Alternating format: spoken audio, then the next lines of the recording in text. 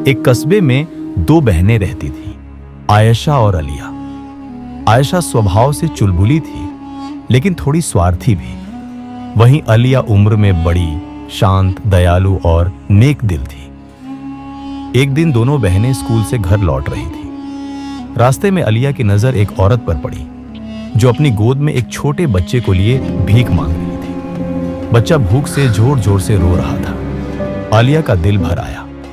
उसने आयशा से कहा, चलो उस औरत की मदद करते हैं। अम्मी ने जो पैसे दिए थे तुम्हारे और मेरे मिलाकर दे देते हैं।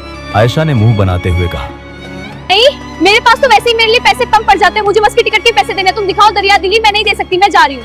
आलिया ने बिना हिचकिचाए अपनी जेब से पैसे निकाले और उस औरत को देते हुए कहा, ये लो अम्मा, इससे शायद तुम्हारी कुछ मदद हो जाए। धन्यवाद बेटा, भगवान औरत की तुम्हारा। आंखों में आंसू आ गए। उसने कांपती आवाज में कहा, अल्लाह तुम्हें ऐसा रिस्क देगा जो कभी खत्म नहीं होगा बेटी। अब अलिया के पास बस का किराया नहीं बचा था। उसने पैदल घर जाने का फैसला किया। चलते चलते वह बहुत थक गई। रास्ते में उसे एक बड़ा सा पेड़ दिखाई दिया। आलिया वहीं बैठकर थोड़ा आराम करने लगी। तभी वहां एक बिल्ली आई।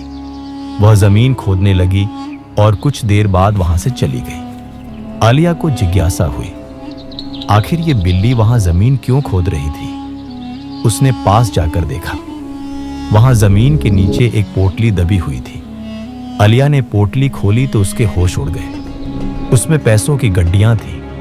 आलिया वह पोटली लेकर घर पहुंची और सारी बात अपनी अम्मी को बता दी। कैसे उसने उस गरीब औरत की मदद की थी, कैसे उसने उसे दुआ दी थी और फिर उसे ये पैसे मिले। अम्मी ने प्यार से आलिया के सिर पर हाथ रखा और कहा, बेटी, जो अल्लाह के बंदों के काम आता है, अल्लाह इसे उसकी नेकी का बदला जरूर देता है। यह सब सुनकर आयशा को पछतावा हुआ।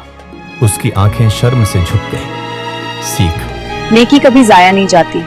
जो दूसरों की मदद करता है, अल्लाह उसकी मदद जरूर करता है। ऐसी और कहानियों के लिए चैनल को सब्सक्राइब करें।